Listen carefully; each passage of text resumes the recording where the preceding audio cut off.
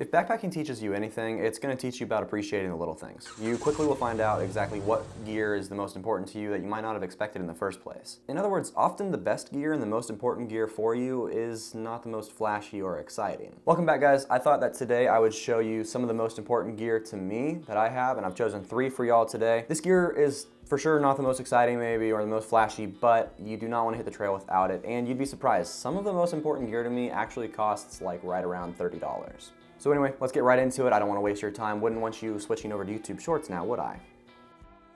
So the first item on my list today is actually something I've talked about in a previous video in detail. So if you want the specific details about this item, then flip over to that video. I'll have it up here or over here. But the item that's first on my list is the Eastern Mountain Sports Clarity 20 degree down quilt, backpacking quilt. Anyways, recently, I've tried a lot more of quilts this past year. I found that during the summer, I was trying out quilts more, and then this company was willing to send me their gear to let me try it out.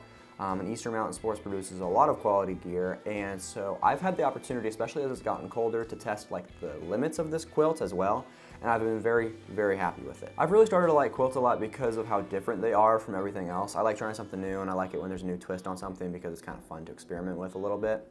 Quilts are definitely different because what you'll notice on them is that they don't have the material on your back like a sleeping bag does.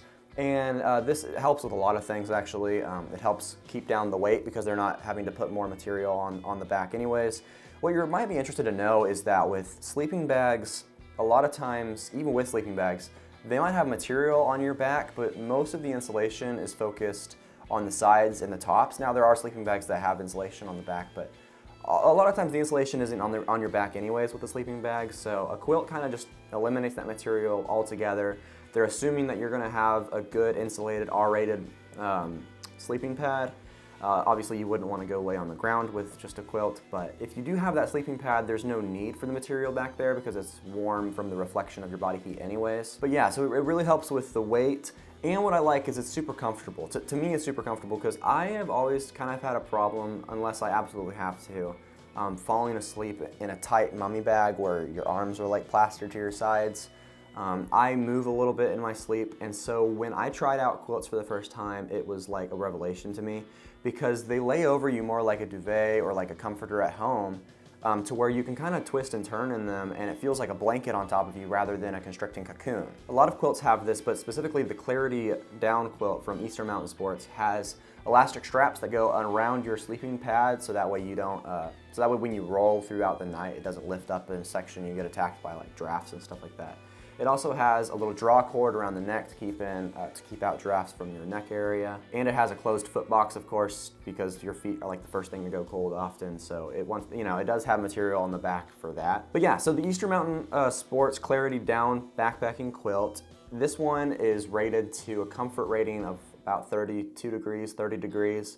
It's rated down 220, but comfortably wise, yeah, about 30 degrees. And I'd say that's pretty much true. I've had the chance to take it out during the winter, and I'm pretty warm when it's down to 30 degrees at night. It can go a little colder too, and you can be totally comfortable if you put on a jacket or something like that before you go to sleep. But in and of itself, the quilt does test out true to right about 30 degrees. Now, of course, when we're talking about extreme temperatures, nothing beats the mummy style bag. It's just the less space there is to fill up with your body heat, the more warm you are. But there are quilts that go even colder than this one. Eastern Mountain Sports actually has a 0 degree down quilt alongside this 20 degree down quilt. And there's a lot of other companies that make really good quilts for colder weather. But of course, when we're talking about extreme temperatures, hiking Mount Everest or whatever you're doing, you would want to probably look into a mummy bag. So some of the quick specs on this bag is that it fits, the regular size fits around 6'1". That's about the limit of the size person that they fit. They do have a long version and a short version, of course, on their website. This quilt is filled with 850 fill down, which provides for insane loft. It keeps you warm and it compacts down into nothing. It also weighs like nothing. It weighs 21.76 ounces minimum trail weight, so it really feels like nothing in your pack. Now, this quilt typically does cost $299, but right now it's actually on sale on the Eastern Mountain Sports website. It is on sale for $179. Yeah, $179. So if you're interested in getting this quilt, it is on sale right now. I would grab that and snatch it up while you can. But yeah, if you're looking for something new, if you're just looking for something that's a little bit more comfortable than a mummy bag and you're not going to be going into negative 40 degree weather, I would really recommend that you try backpacking quilts out.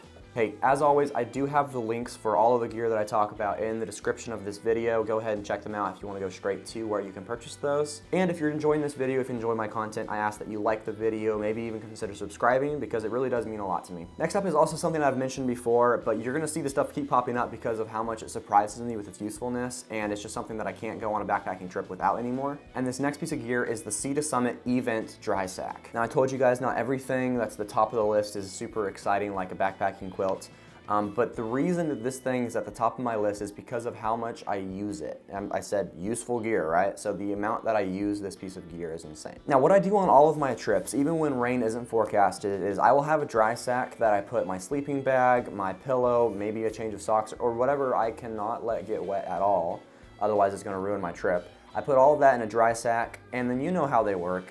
You kind of roll it up a little bit, and you kind of hold the corner up as you squeeze down to kind of let all the air out through that corner, and then you close up that corner and continue to finish closing up the bag. Well, the seatosummit Event Dry Sack is a dry sack that is obviously waterproof. I mean, it wouldn't really be a dry sack if it wasn't. But what's special is it's made with like this magic waterproof material. It lets air out, but not water in. In other words, what it means is that you can easily skip a step. And when you put the stuff in the dry sack, you roll it up. Don't worry about leaving a corner up awkwardly to let the air out. You can just squeeze it and it will automatically let the air out of the material itself, and you can get it as compact and airtight as possible, and there's still not going to be any water that gets into the sides. This small, seemingly insignificant feature is precisely why it's moved its way all the way to the top of my list of useful gear that I bring on every trip. Now, of course, there are different sizes, but the size that I have, that I use is the 20-liter sack, and if you're looking at the 20-liter sack, it's about 5.9 ounces, and it is usually around $35. For me, my favorite gear is often the stuff that I never expected that I even needed in the first place, and the Event Dry Sack is one of those things. It just